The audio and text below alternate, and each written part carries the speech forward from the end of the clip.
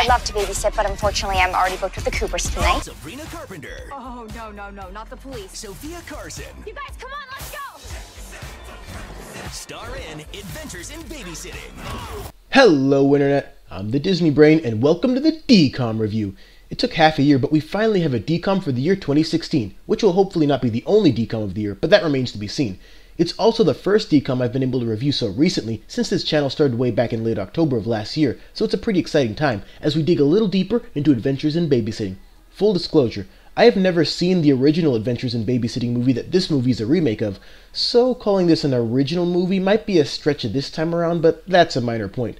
The real question here is, after months of advertising, build-up, and even a DCOM marathon leading up to this film, does this movie live up to its own self-generated hype? Well, let's find out. Spoiler warning now, we'll be talking tons of details, so if you haven't seen the movie yet and want to go in fresh, you know what to do. With all that said, let's take a closer look at Adventures in Babysitting.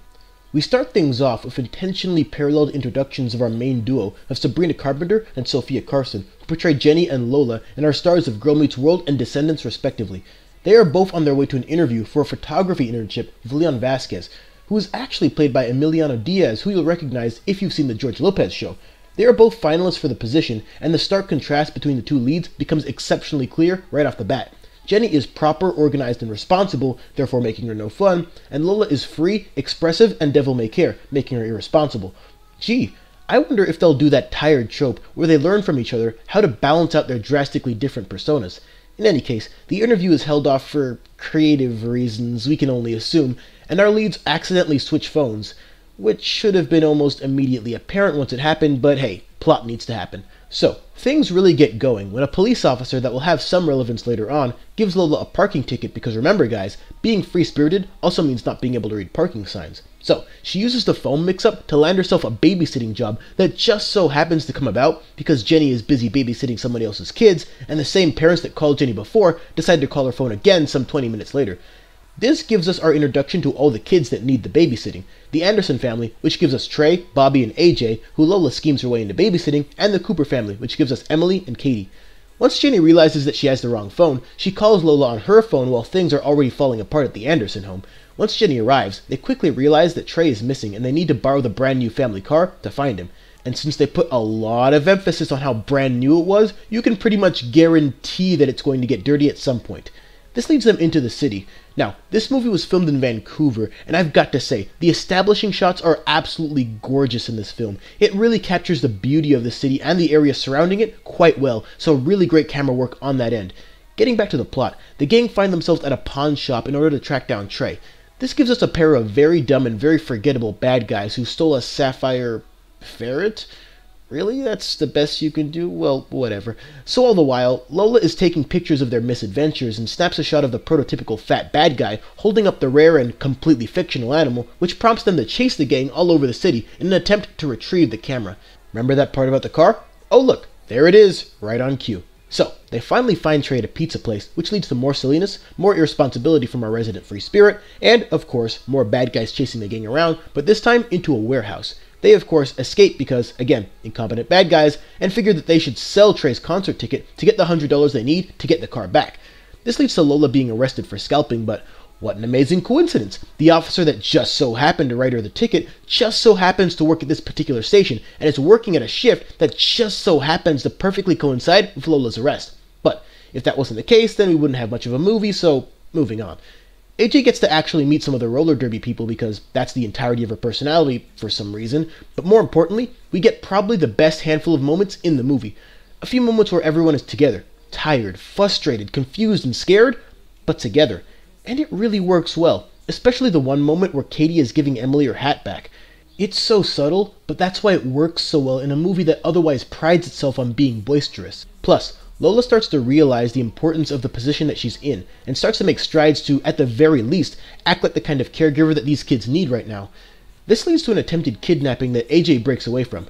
Okay, that scene is pretty cool. Let's see that one again. Nice form! So, we of course get a scene where the kid that's been on wheels the whole movie finally uses them to evade pursuit. This leads into, of all things, a rap battle, and just when this movie was starting to trend upwards, things fall very quickly. Lord almighty, this was cringeworthy. Do these girls not know what a beat is? Admittedly, Lola, as to be expected, has a bit more flow going for her, but all I could think of during this scene was how the rap battle from Let It Shine functioned 100 times better, and how that moment of truth was actually properly built up through character interactions and development, while this rap battle just, well, happens because, well, that's where they end up. And I understand that randomness is inherently built into the narrative, but that doesn't change what's on the screen, which is arguably one of the movie's lower points. So, after a few nice moments, the gang decides to take the $100 from Helen Anderson because she just so happens to be carrying that much in her emergency pocket. The whole thing with sneaking into the gala feels like just an excuse to give some of the other characters things to do, especially with the uninventive way they shoehorn in the subplot where Bobby gets to cook, and the way they shoehorn in a romance between Trey and Emily, but to be fair, it could have been worse. So, Lola acquires the money, the duo of bad guys gets caught rather easily, and the babysitter duo kind of share a moment, which they really should have shared in a taxi since this, of course, leads into a time crunch of getting the car back later on. But before that, Lola decides to reveal that Zach, the guy Jenny's been crushing on, liked her the whole time, so they go all the way to the concert to help her make things right. This leads to Lola having to give up her camera to a security guard to get let in, which is kind of silly when you think about it, but it is also kind of a meaningful moment, since we learned how much that camera actually means to her. Doing this allows Jenny and her crush Zach to finally talk things out. This leads to getting the car back, which, of course, is closing when they get there, but Jenny has some added backbone now as a result of her long and arduous evening, so she's not having it. So, they get the car back, manage to clean up everything, and when both sets of parents get home, it's as if nothing had ever happened. Pretty standard ending. And Jenny even withdraws from the internship since she realizes that Lola truly deserves it, which is a much better ending than giving both girls the internship, if nothing else. And now, the characters. There's not too much to say about the bad guys. They're dumb, they're bad, and they're guys. Nothing you haven't seen a million times in a million other movies. Their entire character design is just a tired cliche at this point. The parents don't have too much of a presence in this movie because, well, if they were more of the focus, then this film probably wouldn't need babysitters. The kids themselves are one, maybe two traits apiece that they seemingly picked out at random. A kid who cooks, a kid who's weirdly into fashion, a kid who wants to be noticed, and a kid who's into some strange sport. Oh, and of course, the kid who started it all by being a prototypical teenager. There's not a lot of time spent hashing out the kids' characters because things are usually moving too quickly in this movie. The best moments come from slowing things down and allowing the characters to talk things out and express themselves. But if the movie was all about that, it really wouldn't be an adventure, so it's a tough aspect to balance out, but I don't think it was handled particularly well here. I don't think the kids were terrible per se, but they all came off as flat stereotypes, and two of them don't even act like real children.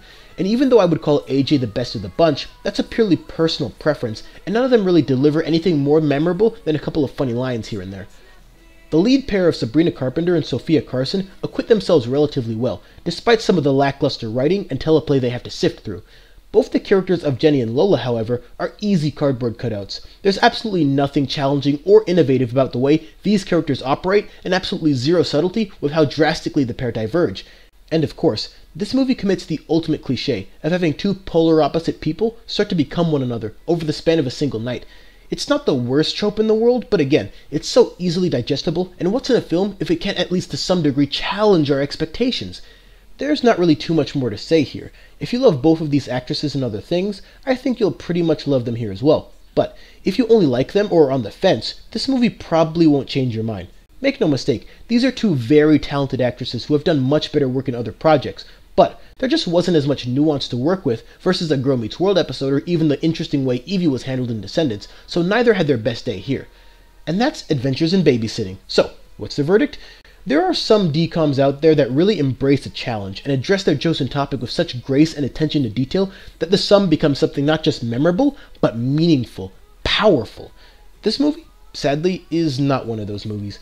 Don't get me wrong, there's a couple of scenes and moments that are legitimately great, and just from the scope of the camera work and the establishing shots, the cinematography is superb. But a movie is a sum total in addition to the moments that matter.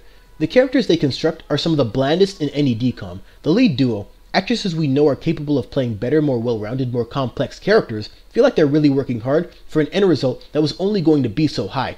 When you make a movie about babysitting and misadventures and outsmarting idiots and running here, there, everywhere, and back again, you do sort of place a ceiling on how important your movie will end up being.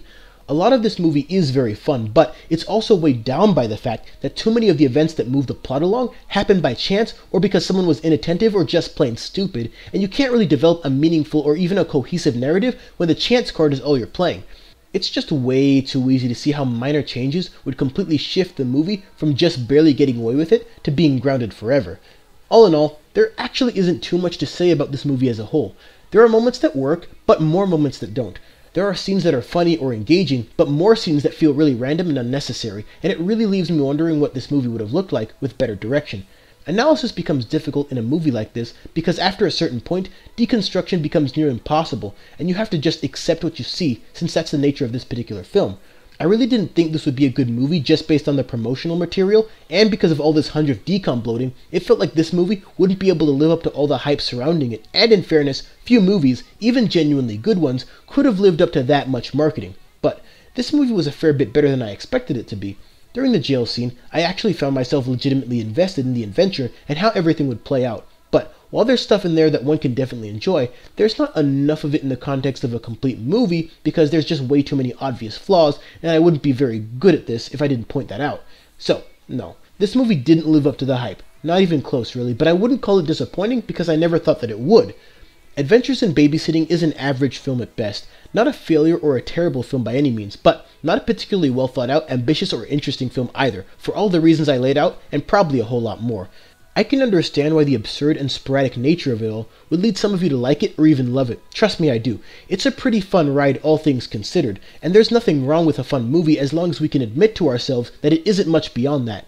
Any potential themes that they might have tried to sneak in there regarding responsibility or taking risks sometimes fails to be fully fleshed out here because that isn't really the focus. And if the movie did spend more time on why Jenny is so proper and cordial, only to have Zach be the end result, then the movie would have been god-awful. But thankfully, that's not what we get.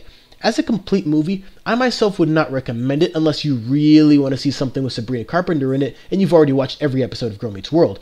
But I feel like if you want a genuinely hilarious and enjoyable film whose only job is to be genuinely hilarious and enjoyable, you might get a lot more out of Bad Hair Day than this movie, since that movie is actually kind of brilliant in some very subtle ways, in addition to a standout performance by Lee Allen Baker. But, as I often say, the only way to know for sure is to give it a watch and decide for yourself.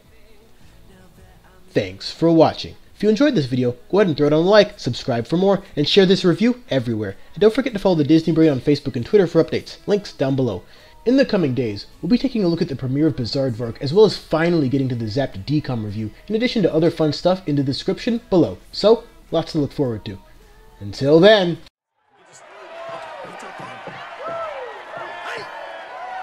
Stop in your track! Cause you ain't going nowhere till we get the facts! Facts.